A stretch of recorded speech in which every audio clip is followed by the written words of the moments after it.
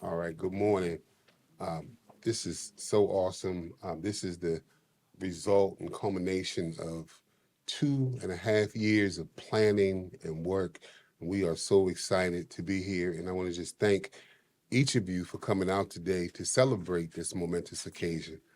The idea of the Welcome Home program was born out of the first reentry summit that was hosted by our partners at the community college back in 2023. And I thank you again for that.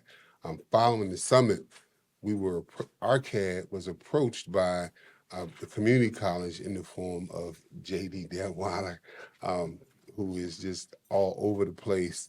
Um, with the idea of collaborating on an initiative that would provide formerly incarcerated Prince George's County residents with the opportunity to take advantage of the plethora of programs offered at the college to prepare themselves for opportunities that could change their lives. It took 2 years of planning with the help of partners such as Resource Solutions, led by Charles Jones, formerly from the D.C. Department of Employment Services, Employ Prince George's, Training Grounds, Inc., and of course the college to pull this together. RCAD being a two-person team, we couldn't have done this without the help of our partners. It would have been impossible for us to do with the amount of effort and work that had to go into this.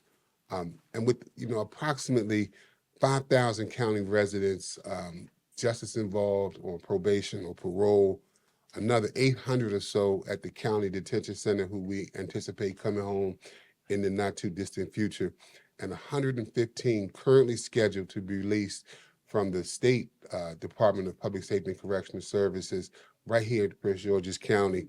Um, we needed these services. The need for programs such as Welcome Home is significant. These numbers don't even include the number of people who come back to Prince George's County from other jurisdictions, including our neighbor, the District of Columbia, where we know we can't get a hold of the number, but we know there's a large number of people who are in DC custody who are coming back to Prince George's County. And so the need for these types of programs is critical. Um, One of the things that our partners have heard me say repeatedly over the last 3 years is that good reentry strategy is good public safety strategy. When we help our men and women who are formerly incarcerated transition back into our community, we protect the community. We make their lives better, we make their families' lives better, and we make our community better. And so I just want to encourage us as we move forward. Today we're talking specifically about the Welcome Home Project. I don't want it to get lost that there's a much broader issue out there, and we need to be mindful of that broader issue. And so I celebrate and I thank Dr. Williams immensely from the bottom of my heart for the community colleges willingness to partner with RCAD and the county exec's office to pull this off. Um, John and I spoke at a forum this week for historically Black colleges and their prison education programs, and it was shocking the small number of HBCUs who were in attendance. We need our predominantly uh, Black and schools of color, for people of color, we need them at the table. And so the community college is leading the way. I've done some research. Not a lot of community colleges are willing to step out there like this. And so you should be applauded again for that. Um, it goes without saying that I have to applaud our former county executive and now U.S. Senator Angela Also Brooks for having the vision to even create RCAD and to fund it. Um, People often ask, well, how are you going to pull this off without funding? Well, that wasn't our problem. She gave us the funding, and then she gave us the leeway and the freedom to be able to do this work over the last 3 years. And then Ms. Jackson, our acting county executive, her vision to support RCAD and to kind of push some of the other county agencies to support us as well has been invaluable as well. And it is my hope that we will continue this work moving forward under the new administration. Um, I think that we can all agree that public safety is our county's top priority. And it's not just about handcuffs and jail cells, but it's about support. And so as we move forward, into the future of Prince George's County, I'm really looking forward to how we'll support our men and women who are formerly incarcerated. And so, again, thank you all so much for coming out. It means the world to us. We have just a little background on the Welcome Home Project. We were slated to have 10 individuals start. We got 7, which is for our first time. I'm really excited about that. And I think in the next iteration, we'll have more. We want to have a waiting list of participants. But to start off with 7 is a great number. We're here in the home of Prince George's County Community College and Skills Trade Center, which was graciously offered as the home for the Welcome Home Project. And so we're excited about that. And so the way the program is structured, our partners at Training Grounds, Inc., they are providing the kind of job readiness and life skills component of the program. And then once that component is done, then we'll move them into the skills trades with the college. And then once that piece is done, we'll be trying to get them into employment opportunities. And so we're really excited. We've structured it so that we don't just throw men and women into job situations, particularly those who are newly released. They need time to settle down, to kind of get acclimated back into the community. And then we provide them with the training, and then we feel really confident in contacting employers about hiring our people. And so we're really excited. Employ Prince George's, but they aren't here today. They've been an integral part of this. They've been willing to put forth the effort, their staff expertise. They put in some money for the training, and we can't let that go without being said. And so we are eternally grateful to them as well. And so we are super excited. We have our special DCAO here, Angie Rogers, Angie, thank you. When I came on board, Angie was the one that said, hey, you can pull this off. Now, she did give me a piece of advice that I didn't understand at the time, but she said, you're going to have to be entrepreneurial. You remember that? I didn't quite know what she meant, but I know now. I figured it out quickly. I'm a quick study. And so, but the fact that we had the freedom to be entrepreneurial speaks to the leadership of the county. They didn't come in and tell us what to do. They came in and said, hey, use your expertise. I've been in this business, sad to say, 35 years, doing this same type of work. And so I've been allowed the privilege to take those 35 years and create RCAD and to lead RCAD into what hopefully will be a long and exciting future. So, Angie, I don't know if you want to say a few words on behalf of the county executive, but come on up. Thank you so much. Thank you. You're welcome. And good morning, everyone. So Angie Rogers, I'm the Deputy CAO for Economic Development for Prince George's County, and our apologies that the county executive couldn't be here. So I'm filling in at the last minute, and hopefully I'm a suitable alternative. Michael, I definitely want to thank you for coming in to this role, this new division that we set up in the county executive's office, the returning citizens affairs division, and really owning the work in the way that we challenged you to. I want to thank the county executive and the former county executive, now Senator Angela Also Brooks, and Councilmember Calvin Hawkins, who really sort of challenged us to build a body of work for Prince George's County, so that we could really own this mission of making sure that there's a place in the county for everyone. And that particularly the folks who have more challenges have the resources that they need to meet them. I say from the economic development seat that I sit in all the time, that is my job to bring business and corporations and jobs and to the county and to expand our tax base. Yes, it is all of that. But I also often say that my job as a person who sits in a public role is to do the work to help connect folks who are otherwise disconnected. I don't do the work to make connections for folks who can navigate it on their own. That's not why we're here. We're here to make the connections for folks who need the extra help because we don't thrive as a community unless we're all doing well. So thank you for leaning into this work, Dr. Williams. Thank you for the way that the community college has been serving the entire Prince George's community, but particularly leaning in on this work. The things that are harder to do, it's hard to get people to attract to it, to stick with it. So we appreciate everyone in this room who is adding to this effort of bringing a new resource to Prince George's County for returning citizens that we desperately need. The numbers continue to be astounding. The number of folks who have been justice involved, even in a small way, over the course of our lives, over the course of our country's history, the numbers are astounding. And does that mean that folks can't still have a chance? None of us think that that's what that means.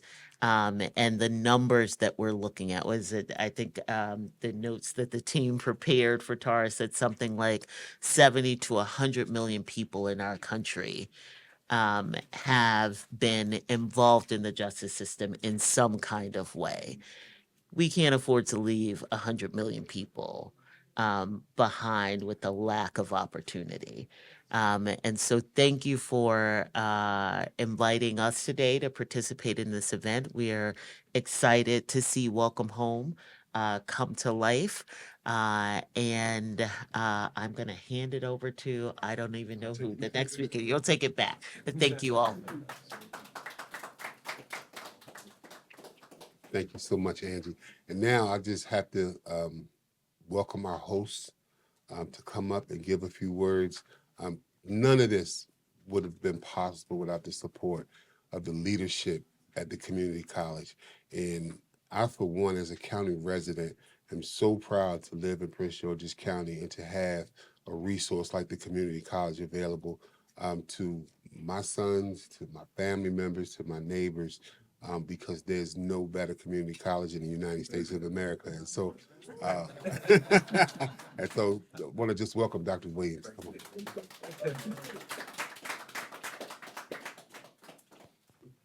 Good morning, everyone. First, let me just say that Michael is certainly giving me and the community college way too much credit. Why? Because we're doing what we're called to do, right? It is our reasonable response to do what we're doing.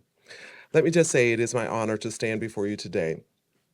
It's such a meaningful and transformational gathering, especially because it's been long in the making, not only for the people in this room, but for people who preceded us, who have envisioned a time where we would be concerned about the least of these in the most direct and intentional ways possible.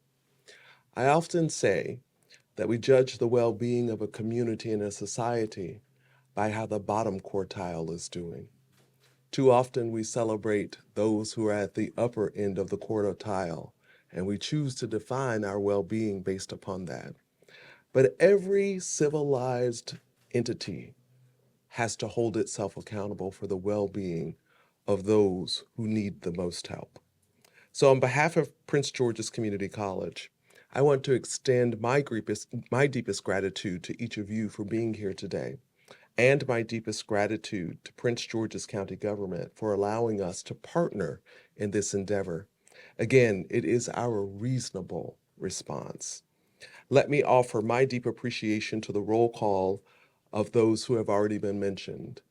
Former county executive, Senator Angela Alsobrooks, the current acting county executive, Ms. Tara Jackson, to of course, Deputy CAO Angie Rogers, who has joined us this morning, and Mr. Michael Williams, who is the Director of the Returning Citizens Affairs Division.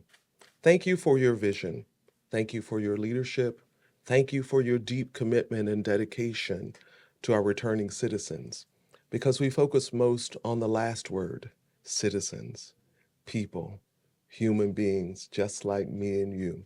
The road may have been tough, but they are still our people, the ones that we're all responsible for. Your unwavering commitment to uplifting individuals and building sustainable pathways to opportunity is not only inspiring, it is catalytic. I extend my sincere appreciation also to Mr. John Deadweiler. He's our program manager here and will be leading the Welcome Home Project. He too is one that I can always find deep in the trenches of programs, the ones that are in the background that mean the most. I find him there often. Angelo Torres, a courageous and inspiring participant in the program. Councilmember Calvin Hawkins, Prince George's County at-large member, for his dedication, his meaningful contributions to this transformative work. We've hosted him on campus on several occasions where he shared passionately the importance of not forgetting our returning citizens. To our partners, Training Grounds, Inc., to Employ Prince George's, and to the entire Prince George's County community. Thank you for believing in what is possible when we continue to invest in people. And to our college community, our faculty, our staff, and our supporters, thank you for embracing this vision as a part of our collective transformation and our commitment to dare to be extraordinary. This partnership is powerful because it reflects what can happen when intention meets action. When organizations align with purpose and community, we create real, lasting impact. Together, PGCC, Prince George's County Government, Training Grounds, Inc. are doing more than offering programs. We're opening doors, we're building bridges, and we're creating futures for those who have already had a very difficult time. We do not refer to this as a second chance because the truth is, everyone deserves the right opportunity at the right time for another chance. What we're doing here is about advancing potential, recognizing the worth in every individual, and giving space for greatness to grow. And there's no better place for that than Prince George's Community College. PGCC has always been more than just a college. We are a launch pad. We serve as a safe haven for many, a place of possibility and opportunity for others. Our mission is rooted in access, excellence, and equity, three pillars that align perfectly with today's celebration. Our motto, daring to be extraordinary. It is a promise, it is a call to action. And today we lock arms with you to respond to this call. Through education, certification, and career preparation, we are equipping individuals to not only re-enter the workforce, but to reimagine their lives. And we're doing it with support, guidance, and the structure that many did not have. When we collaborate across sectors, colleges, workforce agencies, community-based organizations, and government, we are magnifying and multiplying our impact. It is a testament to the great power of working together. It says to every citizen, when you return, you have not been forgotten. You matter, and we've got your back. You are not defined by your past. You are seen, valued, and we are looking towards a productive future for you. And that's what PGCC is all about. We're here to walk with you, and we're here to push you ever so gently to excel and to succeed like never before. Let today be a reminder that transformation is not only possible, but it's happening right here, today, with this opportunity. So again, thank you. Thank you. Thank you for allowing us to be a part of this great vision. It is so compatible with our mission. We are just elated elated to contribute in such a small way. Thank you.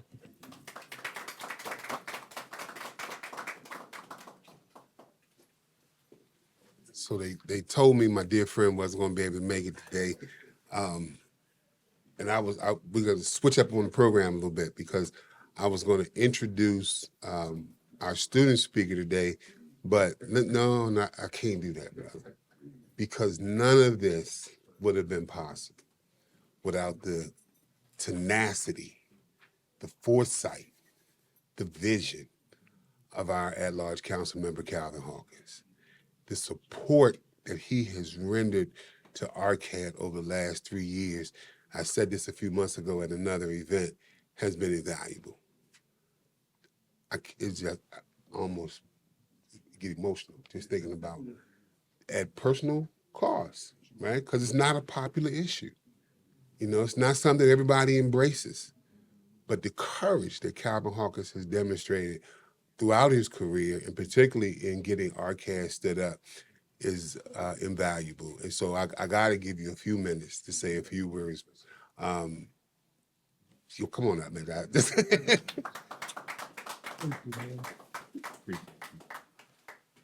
Brother Williams, this has been a great experience.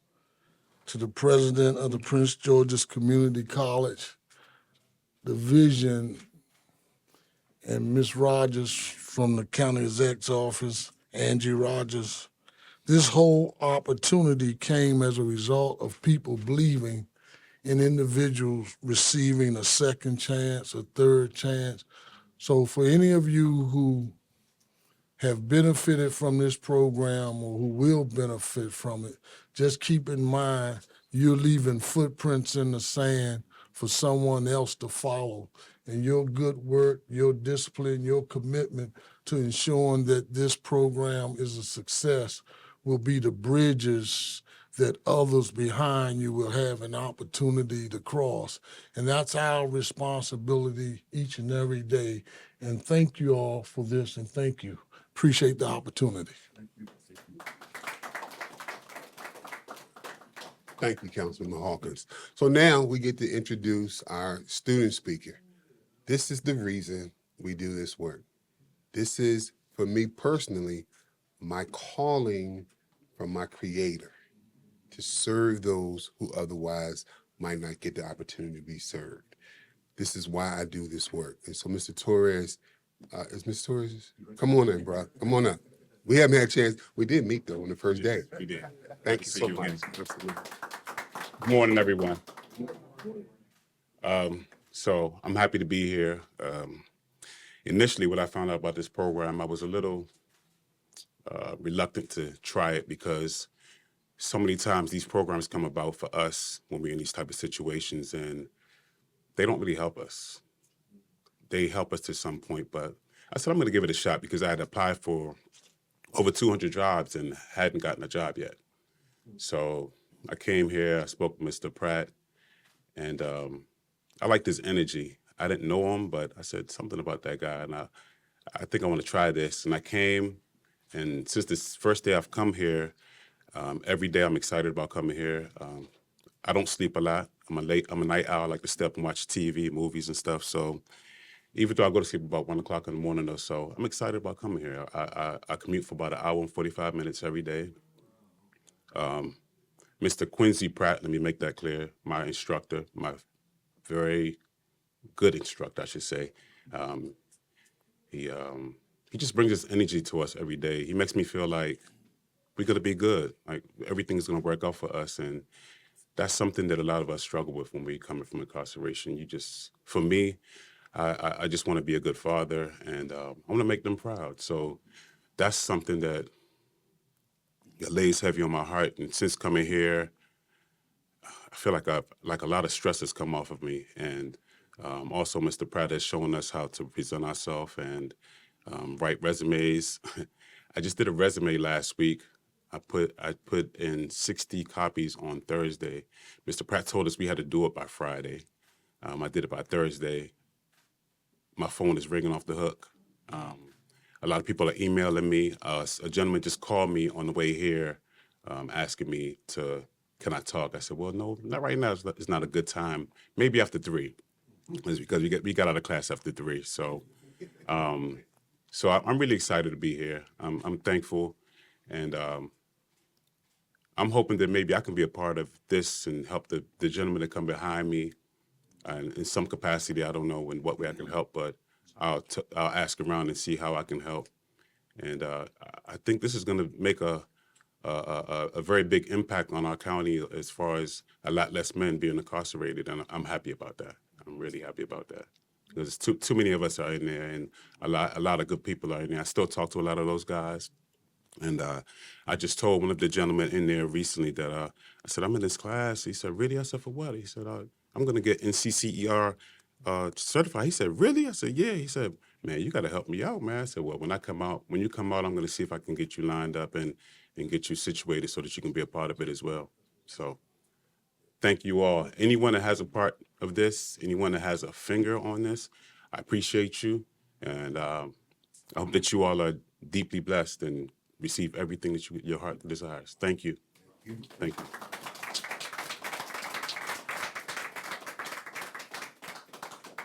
All right, I'm gonna turn this over to Mr. Deadweiler, but there are a couple people who've been in those trenches with us over these last 2 years.